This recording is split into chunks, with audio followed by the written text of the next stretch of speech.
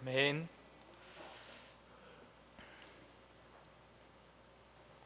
네, 오늘은 오순절 성령 강림에 대하여서 함께 말씀을 나누도록 하겠습니다. 오늘날은 오순절이라는 단어를 뭔가 신비주의와 체험적인 은사를 중요시하는 신학이나 교회에 대하여서 주로 사용을 합니다. 그리고 오순절 교회, 뭔가 오순절 신학이라는 그런 말은 우리같이 좀 보수적인 그런 신학을 가진 장로 교회 입장에서는 그다지 긍정적으로 여기지 않습니다. 그러나 사실 오순절은 성경에 기록된 아주 특별한 사건이 있었던 절기입니다. 아버지 하나님과 예수 그리스도께서 약속하신 성령께서 오셔서 교회를 교회되게, 또 성도를 성도되게 한 아주 특별한 사건이 이 오순절에 일어났기 때문입니다. 성령께서 오셨다는 것, 이것은 교회와 성도에게 있어서 반드시 있어야 하는 필수 사건이기 때문에 오순절은 우리들도 기억해야 하는 참 귀한 사건입니다. 오순절은 구약 이스라엘 백성들, 즉 유대인들도 지키는 절기이고 또 신약의 교회도 지키는 절기입니다. 이 두 가지가 구약과 신약 백성들이 지키는 것이 좀 비슷한 의미를 담고 있지만 또 확실하게 다른 점도 있습니다. 먼저 구약 시대에는 오순절이 아니라 칠칠절이라고 불렸습니다. 보리의 첫 열매를 거두는 날을 우리가 이제 초실절로 지키는데, 그 초실절 이후에 7주가 되는 그때에 지켰기 때문에 7 곱하기 7이죠. 그래서 칠칠절이라고 불렀습니다. 초실절 이후 7주가 지나면 대략적으로 이제 밀에 대한 수확이 시작되는 시기였습니다. 그런데 구약 이스라엘 백성들에게는 이 오순절, 그러니까 칠칠절이 보리 추수나 밀 추수보다 더 큰 의미가 있습니다. 이스라엘이 첫 유월절을 애굽에서 지키지 않습니까? 출애굽하기 직전에 그 10번째 재앙을 피하기 위해서 유월절을 지키는데, 그리고 그 뒤에 광야로 들어오게 되는데, 이 유월절 이후에 50일째에 하나님께서 모세에게 율법을 주십니다. 그러니 유대인들의 입장에서는 이 오순절, 이 칠칠절이 얼마나 귀한 절기겠습니까? 그들은 율법의 목을 매지 않습니까? 그러니 엄청나게 중요하게 여기는 절기입니다. 그런데 신약의 성도들은 이 구약 시대보다 더 심화된 의미에서 이 절기를 지킵니다. 먼저는 오순이면 또 50이라는 뜻이지 않습니까? 그럼 언제로부터 50이냐? 예수님께서 돌아가신 때가 언제였는지 기억하십니까? 어떤 절기 때였습니까? 6월절이지 않습니까? 그 부활하신 날은 6월절의 안식일 다음 날, 안식 후 첫날이지 않습니까? 그러니까 오늘 날로 치면 주일입니다. 예수님의 부활로부터 50일이 되던 날에 바로 이 오순절이었던 것입니다. 이때 성령님께서 강림하신 겁니다. 그러면 앞서 구약은 모세가 율법을 받은 날이라서 좀 특별하다고 했는데, 오순절에 성령님께서 강림하신 것, 이것은 율법과 관련하여 어떤 의미가 있는 것일까요? 에스겔 36장이나 예레미야 31장을 보시면 두 선지자 모두가 장차 하나님께서 새 영을 부어주셔서 율례를 행하게 하실 것이다, 하나님께서 사람의 마음에 율법을 새겨주셔서 하나님께서 그 사람이 그 법대로 살 수 있도록 하실 것이다 라는 예언의 말씀을 에스겔과 예레미야가 정확하게 똑같이 합니다. 다시 말해 성령께서 오시는 그 사건이 하나님께서 하나님의 법을 사람의 마음에 새겨주시는 날이라는 겁니다. 구약시대의 오순절, 그 칠칠절을 하나님께서 율법을 돌판에 새겨서서 모세라는 대표자를 통하여서 백성들에게 주신 날이라면, 이 오순절은 하나님께서 하나님의 법을 각 사람의 마음에 직접 새겨주신 날입니다. 대표자가 필요하지도 않고 돌판에 새겨진 율법이 필요하지도 않고 모든 성도들이 그 각자가 자기 안에 내주하시는 성령님으로 말미암아 하나님의 법을 알고 그 하나님의 법대로 살 수 있게 된 날이 바로 오순절 성령 강림, 이때로부터입니다. 그러니 신약의 오순절은 구약의 칠칠절보다 훨씬 더 심화되고 더 발전된 의미가 있는 것입니다. 그리고 또 하나 우리가 성령 강림에 대해서 기억해야 할 의미는, 계속해서 말씀드리듯이 이 사도행전은 제자들과 교회가 예수님께서 기존에 하시던 그 지상사역을 그대로 이어가는 이야기의 기록이라고 했지 않습니까? 이 성령 강림도 그 의미를 잘 나타냅니다. 예수님께서 사역을 시작하실 때 어떤 일이 있었습니까? 세례 요한으로부터 예수님께서 세례를 받으시고 그때에 성령님께서 임하셨습니다. 성령께서 예수님께 임하시는 것으로부터 예수님의 사역이 시작되었다는 것입니다. 그 예수님의 사역을 이어가야 하는 사도들, 교회들이기 때문에 그들에게도 가장 우선되어야 하는 것은 무엇이겠습니까? 당연히 성령 강림입니다. 아직 모여서 기도하는 것 외에는 아무것도 할 수 없는 그들이 성령께서 이들에게 임하심으로써 바로 이들이 예수님께서 자신의 사역을 이어가시기 위하여서 선택하신 자들이라는 것이 이제 밝히 드러나는 것입니다. 이들이 예수님의 사역을 이어받을 것이며 이들 역시 성령으로 사역할 때에 예수님께서 하셨던 그 사역들을 충분히 감당할 수 있다는 것입니다. 그러니 이제 막 세워진 교회, 이제 세워지는 성도들에게 이 오순절은 너무나 의미 있고 귀중한 날입니다. 오늘날 교회와 성도들이 오순절 그리고 성령 강림절이 있는 것은 알지만 그렇게 중요시하지는 않습니다. 우리가 따로 절기로 지키지는 않습니다. 참 중요하고 귀한 날인데 다른 절기만큼 중요하게 생각하지는 않는 것 같습니다. 저는 개인적으로 꼭 그렇게 절기를 만들어서 지키지는 않아도 된다고 생각은 합니다. 그러나 이 날이 우리에게 어떤 의미인지는 꼭 기억할 필요가 있습니다.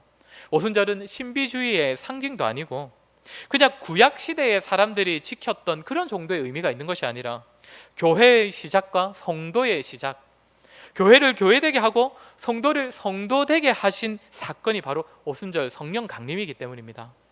그렇게 오순절은 옛날에 있었던 어떤 사건을 추억하면서 기념하는 날이 아니라 오늘날 저와 여러분에게도 이 오순절 성령 강림의 의미와 효력이 그대로 적용되고 있기 때문에 우리가 이 사건을 잘 알아둠으로써 우리 안에 내주하시는 그 성령 하나님에 대한 바른 인식을 가지고 또 그 유익을 누릴 수 있습니다. 그러면 과연 오늘 본문에 기록된 오순절에는 어떤 일이 벌어졌는가? 오순절에 대한 그 전체적인 의미는 제가 좀 전에 다 말씀을 드렸고 이제는 이 오순절에 있었던 현상들을 가지고 그때 발생한 현상들을 가지고 몇 가지를 말씀드리려고 합니다. 사실 많은 사람들이 성령 강림, 성령 충만, 성령님이 임하셨다라는 이런 이야기를 하면 대부분 눈에 띄는 현상들을 먼저 떠올립니다. 중요한 것은 성령님께서 임하셨다는 그것 자체인데 마치 그것보다 그때 드러난 현상이 더 중요한 것처럼 그렇게 여기는 사람들이 많이 있습니다. 성령 강림 때 있었던 현상들은 뭔가 신기하긴 하지만 이 모든 것들은 사실상 그날 성령님께서 임하셨다라는 것을 확실하게 뒷받침해주는 표지에 불과합니다. 그럼에도 불구하고 제가 이 현상들을 살피는 이유는 이를 통하여서 성령 강림의 의미가 더 풍성해지고 또 더 확실해지기 때문입니다. 우리가 성령 강림이라는 것을 살피면서 현상에만 주목해서는 안 되지만 성령님께서 임하실 때 발생한 현상들은 다 구속사적으로 의미가 있기 때문에 이 의미를 살피려는 것입니다. 그러면 이날 어떤 현상이 있었는가? 그것이 이제 2절부터 4절까지입니다. 우리 한번 같이 읽어보도록 하겠습니다. 2절부터 4절입니다. 시작. 호련히 하늘로부터 급하고 강한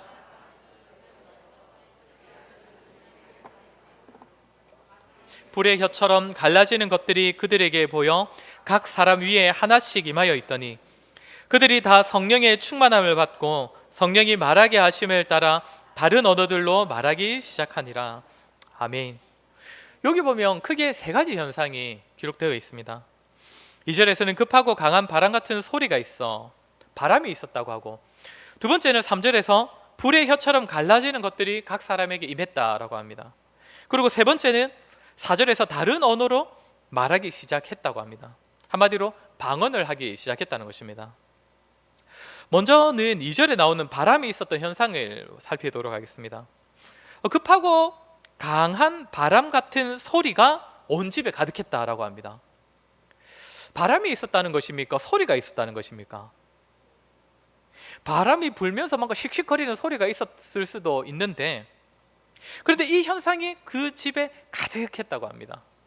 무언가가 모인 사람들 중에 가득하게 임했다는 것을 알 수 있을 만한 어떤 현상이 분명하게 일어난 것입니다.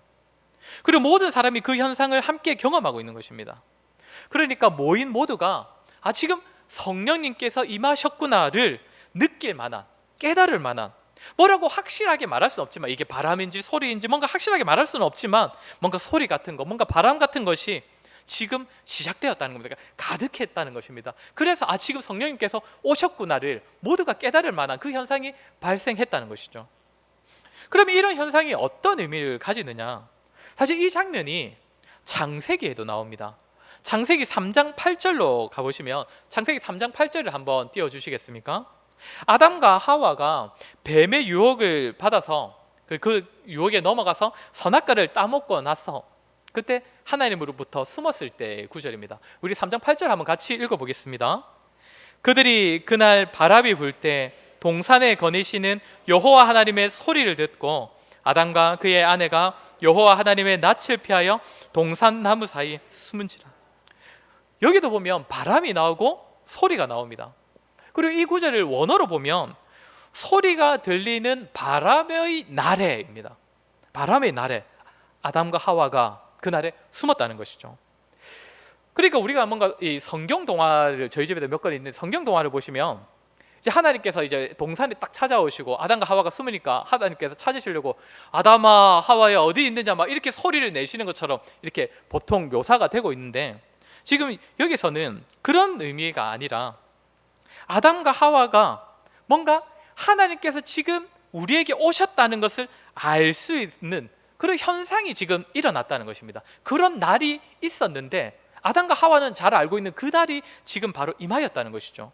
뭔가 바람 같은 소리가 있는 그날은 우리 하나님께서 늘 우리를 만나러 오셨다는 것을 아담과 하와는 이미 알고 있었기 때문에 그 날이 다시 시작되니까 그 현상을 미리 느꼈기 때문에 다른 곳에 숨었다는 것입니다.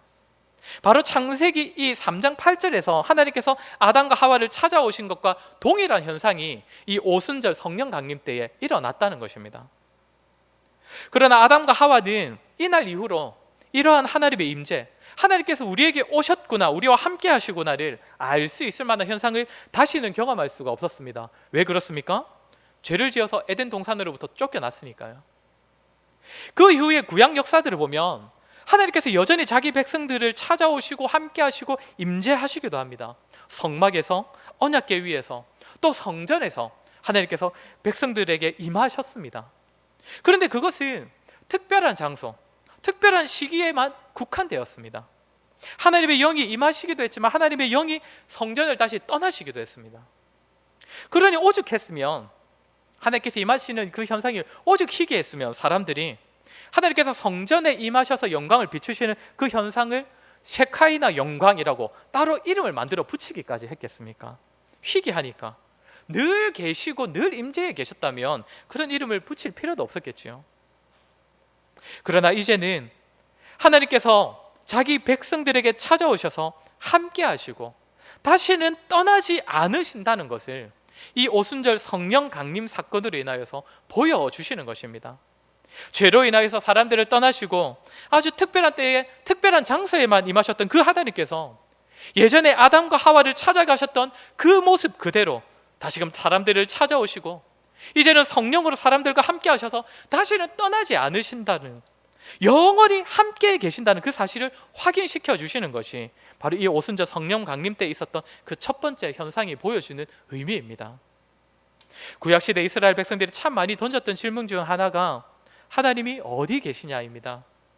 온 세상 만물을 통해 우리 하나님께서 계시다는 사실이 드러났지만 정작 나의 곁에는 없으신 것 같고, 그래서 하나님께서는 하늘 어딘가에 계시겠지, 그런 막연한 생각이 드는데 이 오순절에 성령님께서 임하심으로 말미암아 우리가 믿는 하나님은 다른 곳에 계신 것이 아니라 하늘 어딘가에 계신 것이 아니라 우리가 하나님께로 오기까지 하나님께서 그쪽에서 기다리고 계신 것이 아니라 그분이 우리에게 오셨고 성령님으로 말미암아 지금 현재 이곳에서 우리와 함께 하신다는 사실을 확인시켜 주는 것이 바로 오순절 성령 강림입니다. 어떤 특별한 능력이 부여되는 것이 아니라 뭔가 신비한 체험이 이루어지는 것이 아니라 하나님의 임재와 하나님의 살아계심이, 하나님의 함께하심이 아주 생생하게 체험된 그날이 오순절입니다. 예수님께서 내가 세상 끝날까지 너희와 항상 함께 있으리라 하신 그 약속이 성취된 날입니다. 이날 이후로 급한 바람과 같은 그런 소리가 일어나는 현상은 더 이상 없지만 교회의 역사 가운데 하나님께서 자기 백성들과 함께 하신다는 그 사실은 지속적으로 드러났습니다. 사도행전의 기록만이 아니라 2000년 교회의 역사 가운데 우리 하나님께서 교회를 통해 일하시고 교회를 지키시고 교회와 함께 하신다는 사실이 지속적으로 드러났습니다. 무수히 많은 사람들을 하나님께서 찾아오셔서 그들을 변화시키시고 그들을 새롭게 만드셨습니다. 사람이 아니라 하나님께서 함께 하셨기에 교회의 역사가 일어날 수 있었다는 것입니다.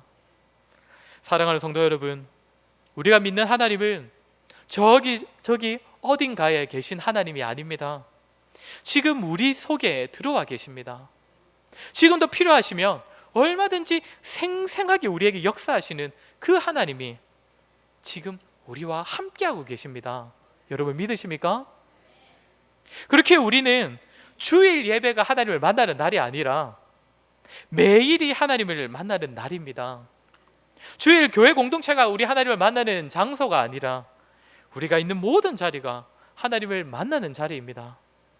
이제는 성령님께서 우리 안에 계시기에 우리가 믿는 하나님은 저기 어딘가에 계시지 않고 우리가 찾을 때 그때 비로소 찾아오시는 것이 아니라 지금 바로 여기에서 우리와 함께 하십니다. 성령께서 우리 안에 계시기 때문입니다. 이 사실 하나를 기억하는 것만으로도 우리의 삶이 참 많이 달라지지 않겠습니까? 요즘 제 아들들이 저한테서 어떤 이야기를 듣는 것을 굉장히 좋아합니다.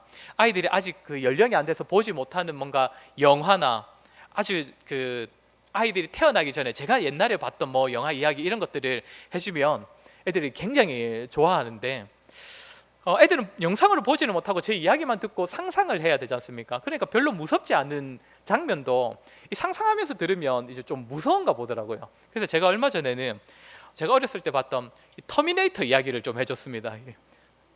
목사가 성경 이야기를 안 하고 터미네이터 이야기를 했는데 얘들아 마지막에 이 로봇이 막 이렇게 다리가 잘렸는데도 막 기어와가지고 눈이 빨개져서 주인공을 쫓아왔어 막 이런 얘기를 하는데 그 장면을 상상하니까 애들이 너무 무서웠던가 보더라고요. 그렇게 이제 제가 이야기해 준 것이 너무 무서우면 그날 밤은 제가 반드시 애들이랑 같이 자야 됩니다. 제 양쪽에 한 명씩 이렇게 끼고 저한테 깍 안겨가지고 이렇게 자야 합니다. 반면 애들이 저와 늘 절대로 함께 있기 싫어하는 날도 있습니다. 저희가 이제 이사 온 지가 얼마 되지 않았지 않습니까? 이제 한 달쯤 됐는데 이전에 있던 집보다 집은 더 넓어졌는데 짐은 저희가 일부러 좀 많이 줄여서 왔거든요. 그러니까 애들 입장에서는 노는 공간이 굉장히 넓어진 겁니다. 그래서 이제 한 번씩은 이제 큰 방 문을 칵 잠그고 엄마 아빠 들어오지 못하게 해가지고 지네들끼리 놉니다. 어떻게 논다는 거겠습니까? 엄마 아빠들이 봐서는 안 될 모습으로 논다는 거 아니겠습니까? 그럴 때는 반드시 둘 중에 한 명이 울어야 그 놀이가 이제 끝이 납니다. 우리 아이들에게는 아빠가 있어서 좋을 때도 있고 너무 든든할 때도 있고 또 반면 아빠가 있어서 너무 싫고 부담스러울 때도 있는 것이죠. 하나님께서 우리와 늘 함께 하신다는 사실, 하나님께서 늘 우리와 함께 하신다는 그 사실은 그분이 우리의 아버지이시기에 참 기쁨과 만족과 감사와 평안의 이유도 되지만 또한 죄인인 우리이기 때문에 그 사실은 부담이 되기도 하고 때때로 무섭기도 합니다. 그러나 중요한 것은 하나님께서 언제 어디서나 우리와 함께 하신다는 이 사실은 어느 때라도 어떤 경우에라도 우리에게는 좋다는 것입니다. 유익입니다. 즐거움입니다. 든든함입니다. 언제나 우리와 함께 하신다는 그 사실은 우리가 좋을 때는 더 좋고 안 좋을 때는 위로가 되고 우리가 잘못을 하고 있을 때에는 우리가 돌이키게 되는 힘과 능력이 됩니다. 우리와 늘 함께 하시는 임마누엘의 하나님을 기억하시고 그 하나님과 동행하시는 저와 여러분이 되기를 간절히 바랍니다. 우리가 또 하나의 현상은 우리가 3절에 나타나듯이 불의 혀처럼 갈라지는 것이 각 사람 위에 임했다는 것입니다. 불의 혀가 임했다. 혀가 임했다고 하니까 당연히 이 현상은 말과 관련되어 있는 것 아니겠습니까?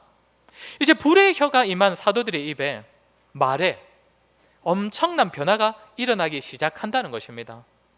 그러면 왜 이들의 입술에, 이들의 말에 변화가 있어야 합니까? 이들이 감당해야 할 본질적인 사역, 말씀 사역을 위하여서 이들에게 변화가 필요하다는 것입니다. 그런데 왜 하필 불로 변화되어야 합니까? 이 현상도 의미가 있습니다. 불은 태우는 것인데 특히 성경에서는 더럽고 추악한 그런 것들을 모두 태우는 역할을 하는 것이 불입니다. 그러면 혀에 불이 붙었고 그 불붙은 혀가 사람에게 임하였다는 것은 어떤 의미겠습니까? 하나님의 말씀을 대언하기 위하여서, 그 말씀을 온전히 전하기 위하여서는 이 혀를 태우는 작업이 필요하다는 것입니다. 이 장면, 비슷한 장면이 나오는 구약 선지자를 잘 아시지 않습니까? 이사야서를 보면 6장 6절 7절을 보면 그때의 그 서랍 중에 하나가 부젓가락으로 제단에서 집은 바 핀 숯을 손에 가지고 내게로 나아와서 그것을 내 입술에 대며 이르되 보라, 이것이 내 입에 닿았으니 내 악이 제하여졌고 내 죄가 사하여졌느니라 하더라. 이제부터 본격적으로 하나님의 말씀을 대언하고 백성들에게 하나님의 말씀을 전해야 하는 이사야에게 그 사역을 감당하기에 앞서 그의 입술을 태워서 정결하게 하는 것입니다. 그의 죄성과 육신의 그 본성이 아니라 하나님의 말씀을 온전하게 전해지기 위하여서는 그에게도 입술이 정결해지는 그 과정이 필요했던 것이죠. 동일하게 사도들과 이 자리에 모여있는 자들에게 정결한 혀, 불의 혀가 임했다는 것은 이제부터 본격적으로 이들을 통하여서 하나님의 말씀이 전해질 것인데, 그것을 위하여서 필요한 것은 정결한 혀, 태워지고 온전해진 혀가 있어야 하나님의 말씀이 제대로 전해질 것이기 때문에 성령께서 불의 혀로서 각 사람에게 임하셨다는 것입니다. 사람의 생각과 사람의 죄성이 묻어있는 그런 말씀이 아니라 그 모든 더럽고 죄악된 것은 다 태워져서 온전하고 틀림이 없는 하나님의 말씀만이 선포되게 하시는 것입니다. 여기서 하나 주목할 것은 이 불의 혀가 이 자리에, 그 자리에 모인 모든 사람에게 임하였다는 것입니다. 3절을 보시면 각 사람 위에 하나씩 임하여 있더니 라고 합니다. 지금 모인 120명은 우리가 지난주에도 살폈다시피 참 다양한 사람들 아닙니까? 사도들도 있었고 예수님의 형제들도 있었고 예수님의 어머니도 있었고 또 여자들도 있었습니다. 이 다양한 사람 모두에게 불의 혀가 하나씩 다 임했다고 합니다. 어떤 의미겠습니까? 모든 사람에게 불의 혀가 주어졌다는 것, 불의 혀를 통하여 정결해진 입으로 하나님의 말씀을 온전히 전하는 역할은 정해진 사역자에게만 주어진 것이 아니라, 사도들에게만 주어진 것이 아니라 모두에게 임하였다는 것입니다. 모두에게 필요하다는 것입니다. 말씀의 능력을 이야기하면 사실 대부분은 설교자를 먼저 떠올리지 않습니까? 그러면서 목사의 입술에 하나님의 말씀에 권세가 있기를 바라면서 설교자의 혀가 정결해지기를 위하여서 기도하고, 물론 그런 기도하면 저야 좋지요. 저야 감사하고 참 좋지만, 그런데 성도의 혀가 정결해져서 온전히 하나님의 말씀을 드러내고 전하는 그 사역은, 무엇보다 말씀 위에 교회를 세우는 그 일은 말씀 사역자만의 것이 아니라는 것입니다. 우리 모든 성도님들에게도 해당되는 이야기입니다. 18세기에 그 교회 부흥 운동을 이야기하면 유명한 사람으로는 존 웨슬레, 그리고 조지 히필드, 조나단 에드워즈, 이런 사람들을 많이 이야기합니다. 그런데 이들보다 조금 전에 활동한 사람 중에 하웰 헬리스라는 사람이 아주 유명하고 유능한 전도자로 활약을 했었습니다. 이 사람은 본래 교사였기 때문에 자기가 전하는 말을 두고 설교라고 절대 이름 붙이지 않았습니다. 그저 자신이 가진 믿음을 증거하고 사람들에게 자신처럼 믿으라는 말로 권면했을 뿐이라고 얘기합니다. 때때로 병원이나 노천에 가서 이 사람이 사람들을 만나면 해리스는 그냥 자기가 은혜 받은 그 성경 구절들을, 성경 말씀들을 그냥 줄줄 읽어주기만 했다고 합니다. 그런데 사람들이 이 해리스가 전하는 말들, 읽어주는 말씀을 전해 듣고는 복음을 받아들이고 변화되기 시작하고 영적으로 뜨거워지는 그 역사가 많이 일어났다고 합니다. 비록 사역자가 아니지만, 설교자가 아니었지만 그 사람을 통해서 당시 많은 사람들이 하나님의 말씀을 들었고 변화되고 은혜를 받았습니다. 나중에는 오히려 히필드라든지 또 로이드 존스, 이런 유명한 설교자들이 막 해리스를 모범으로 삼기도 했습니다. 구약 성경에도 아주 유명한 평신도 선지자가 한 명 등장하지 않습니까? 제가 평신도라는 말을 참 좋아하지는 않는 표현인데 대체할 만한 표현이 없어서 그냥 사용합니다. 유명한 평신도 선지자 누구 있습니까? 아모스 아닙니까? 아모스. 아주 큰 목장을 하던 사람이 갑자기 여호와의 영이 임하셔서 그를 선지자로 세우셔서 선지자로 활동했습니다. 이렇듯 하나님께서는 당시 모든 사람에게 불의 혀를 주셨습니다. 말씀의 능력, 정결하고 온전한 하나님의 말씀의 능력을 입어야 하는 사람은 사역자만이 아니라 모든 성도라는 의미입니다. 예배라는 이 예식 중에는 세우신 사람을 통하여 말씀을 드러내시지만 어느 시대에나 교회를 통하여서 하나님의 말씀을 나타내시는 데에는 그 사람이 목사냐, 장로냐, 권사냐, 집사냐, 그것이 중요한 것이 아니라는 것입니다. 오순절 성령 강림에서 불의 혀는 그 자리에 모인 모두에게 임하였고, 이때에 무수히 많은 성도들과 이때로부터 무수히 많은 교회들과 성도들이 세워졌습니다. 모든 사람이, 이 자리에 모인 120명 모든 사람이 유능한 전도자는 아니었을 것입니다. 모든 사람이 다 설교를 하지도 않았을 것입니다. 그러나 모든 사람이 성령 강림을 통하여서 불의 혀, 말씀의 권세, 말씀의 능력을 덧입었습니다. 반드시 전하는 자리에 있지는 않더라도 모든 성도가 말씀으로 뜨거워지고 말씀에 대한 확신을 가지고 그 말씀대로 살아내는 그 삶을 시작했다는 것입니다. 그리고 이 말씀의 역사가 교회 부흥의 역사로 이어졌던 것입니다. 말씀 사역자의 설교와 말씀대로 살아내는 성도의 삶을 통하여서 교회가 부흥하고 널리 전해지고 교회가 많이 세워지기 시작했다는 것입니다. 사랑하는 성도 여러분, 교회 부흥의 역사는 늘 말씀과 함께 했습니다. 말씀의 능력을 경험하고 말씀으로 뜨거워지고 말씀을 따라 살고 말씀을 위해 헌신하는 성도들이 있는 교회가 늘 부흥이 함께 했다는 것입니다. 사도행전의 이야기만이 아니라 교회사에서도 늘 그러했습니다. 교회 부흥의 시기에는 뭔가 조지 히필드, 조나단 에드워즈 무디와 같은 탁월한 말씀 사역자들이 있었습니다. 그들로부터 하나님의 온전한 말씀이, 뜨거운 말씀이 전해졌을 때에 교회는 마치 사도행전의 이야기처럼 부흥하는 그런 경험들을 했었습니다. 그런데 말씀을 통한 부흥은 말씀 사역자만으로 가능했던 것이 아닙니다. 그 부흥의 시대마다 모든 성도, 모든 교회가 하나님의 말씀으로 충만하여져서 그 말씀에 대한 확신을 가지고 그 말씀에 헌신하는 모습으로 변화되었습니다. 다시 말해 하나님의 온전한 말씀이 주어졌을 때 그 말씀이 강단에서 선포되고 성도들은 그 말씀에 반응하고 말씀대로 살아갈 때에 하나님의 교회는 부흥의 은혜를 경험했다는 것입니다. 오늘날 수많은 교회가 이 사도행전의 역사, 이 교회의 역사를 잊어버렸습니다. 모두가 부흥을 꿈꾸지만 성경이 보여주는 이 부흥, 교회의 역사가 보여주는 부흥을 바라지 않습니다. 각종 이벤트를 벌이거나 돈을 많이 들여서 좋은 시설을 갖추는 것으로 부흥이 임하고 교회가 새로워질 수 있다고 생각을 합니다. 네, 저도 어느 정도는 그것이 가능하다고 생각합니다. 그러나 저는 말씀으로 뒤집어지는 역사가 없다면 결코 부흥은 없다고 생각합니다. 눈에 띄는 변화가 있어도 말씀이 없다면 저는 그것이 부흥이라고 생각하지 않습니다.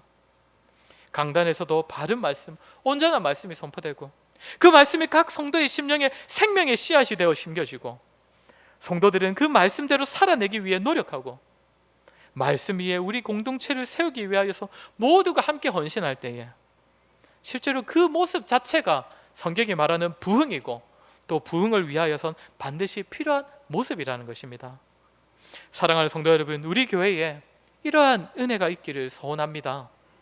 모든 성도, 모든 교회의 소원이 부흥일 것인데 성경이 말하는 부흥, 교회의 역사가 보여주는 부흥이 우리 교회에 있기를 소원합니다.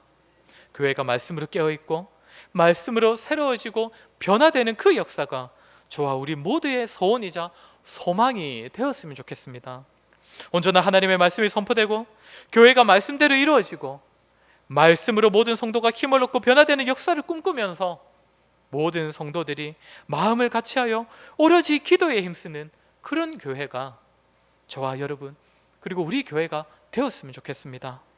이 자리에 모인 우리 워드가 우리 안에 계신 성령님으로 말미암아 우리 아버지 하나님께서 우리와 늘 함께 하신다는 사실을 기억하고 또 그 하나님과 동행하기를 힘썼으면 좋겠고 또 말씀으로 깨어 있어서 말씀대로 살아가기 위해 힘쓰고 그 말씀 위에 우리 교회를 세우기 위하여서 모두가 헌신하는 그런 우리 모두가 그리고 저와 여러분이 되기를 주의 이름으로 간절히 소원합니다.